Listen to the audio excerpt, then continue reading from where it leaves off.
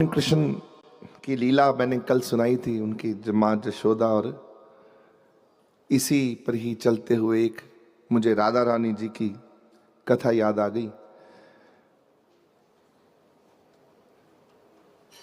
बरसाना में राधा रानी की अटारी है। अगर आपने कभी गए हो, देखा हो, तो नीचे, बिल्कुल नीचे अटारी के नीचे करके एक समाधि बनी हुई है। वहां एक ही समाधि है। तो आप पूछेंगे वह समाधि किसकी है? कभी पूछा भी नहीं होगा, देखा भी नहीं होगा। वो समाधि एक मुसलमान की है। उसका नाम है गुलाब खान। बरसाना में राधा रानी के मंदिर में अटारी के बिल्कुल नीचे उतरते ही नीचे उधर उधर एक समाधि है, गुलाब खान। बोलेंगे वो कौन था? वो एक से सारंगी बजाने वाला,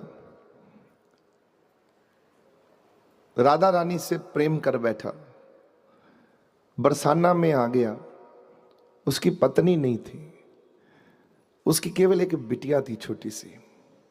वो अपनी बिटिया को लेकर, अपनी बच्ची को लेकर, और साधुओं के वेश में वो रहता था।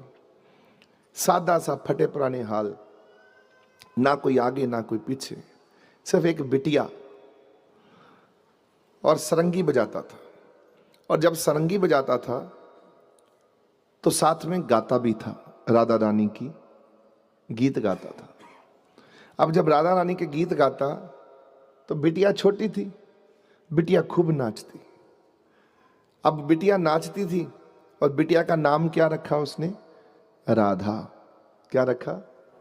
हाँ, गुलाब खान ने, मुसलमान, अपनी बेटी का नाम रखता है राधा।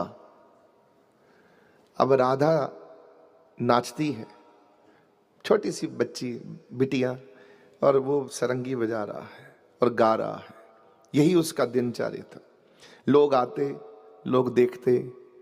वहीं राधा रानी के मंदिर में ही वहीं रह लेता।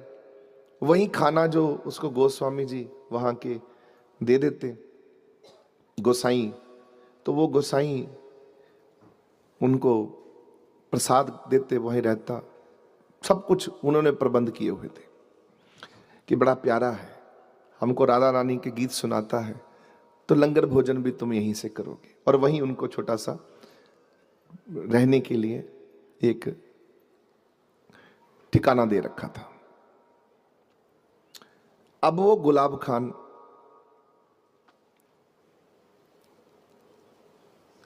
ये कर्म करते करते वो थोड़ा सा, बिटिया बड़ी हो गई।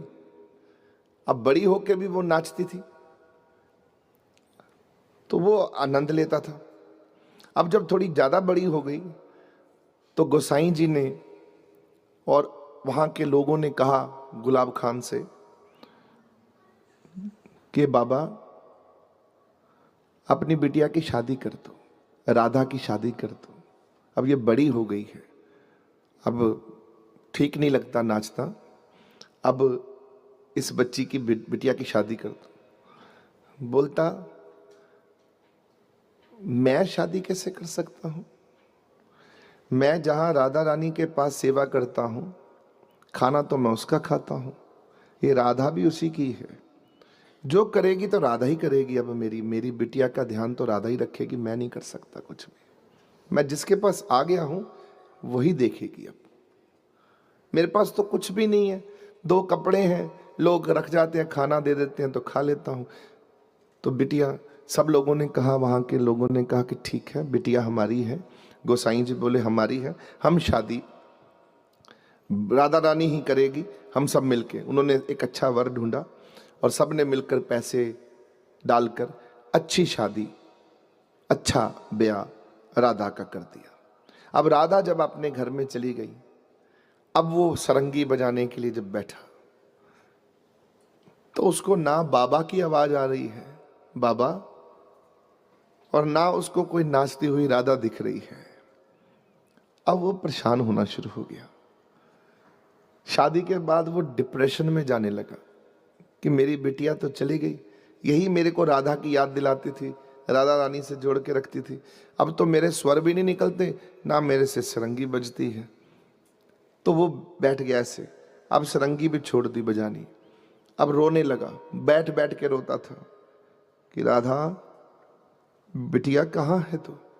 मैं अकेला पड़ गया हूं, तेरे साथ ही जीवन था।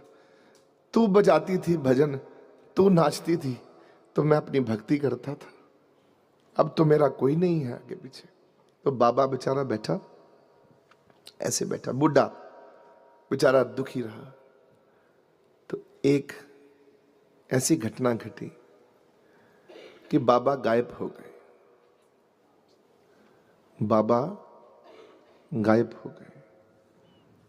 सब लोगों ने कहा कि पता नहीं कहां चला गया बाबा, इतना सेवा करी, इतनी सेवा करी, ये बाबा कहां चला गया? सबने ढूंढा और सब लोग सोच बैठे कि ये बाबा अब शायद वापस ना आएगा। दिल पे लगा ली बिटिया की बात, राधा की। तो ये बेचारा या तो कहीं शरीर छोड़ दिया, किसी और गांव में चला गया, या कहीं और चला गया मंदिर में, तो ये वापस नहीं लौटेगा। उन्होंने तकरीबन उसको भूलना शुरू कर दिया लोगों ने और गोसाई जी ने। एक रोज की बात हुई, गोसाई जी मंदिर बंद करके, दरवाजे सुखासन करके, शाइन करके वापस लौट रहे थे ऊपर से, तो रास्ते में गुलाब खान दिखाई दिया और गुलाब खान ने कहा राधे राधे। तो गोसाई जी बोले, अरे गुलाब खान तुम? बाबा इतने दिनों बाद, और एकदम तंदुरुस्त दिख रहे हो, ठीक ठाक हो, क्या हुआ, कहाँ चले गए थे? बोले गोसाई जी बताने आया हूं वापिस। बस मैं यहीं बैठा हुआ रो रहा था, रोज रोता था कि मेरी राधा गुम गई, राधा चली गई, शादी हो गई। मैं राधा का जाप नहीं कर पा रहा था, मैं असली में राधा रानी से टूट रहा था, तो सरंगी छोड़ दी थी। तो बैठा हुआ था, तो एक छोटी सी बेटी मंदिर से बाहर आती है सजी हुई, और वो आकर मुझे ये सरंगी उठाकर देती है। कहती है बाबा आओ, असली सरंगी अब बजेगी, असली गीत अब गाएंगे। बाबा आओ मेरे पीछे। बाबा को मंदिर में ले जाती हैं और मंदिर के पीछे से ऊपर से ही प्रकाश आता है और वो सीधा भगवान के महल की तरफ जाता है। भगवान कृष्ण वहां सिंहासन पर बैठे और राधा नीचे नाच रही है, और बाबा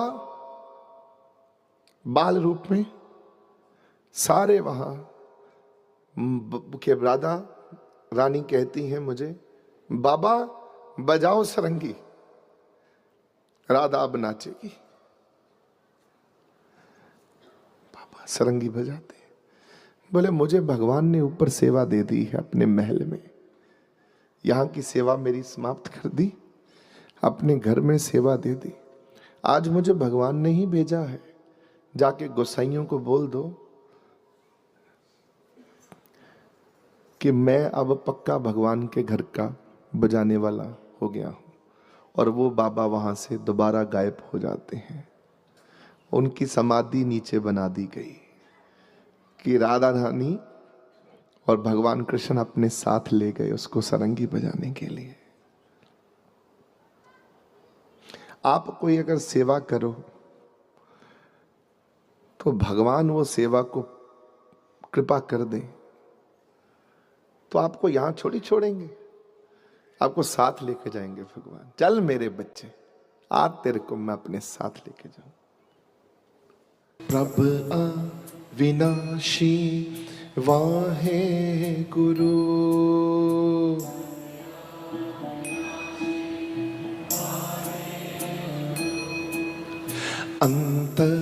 अंतर्यामी वाहे गुरु,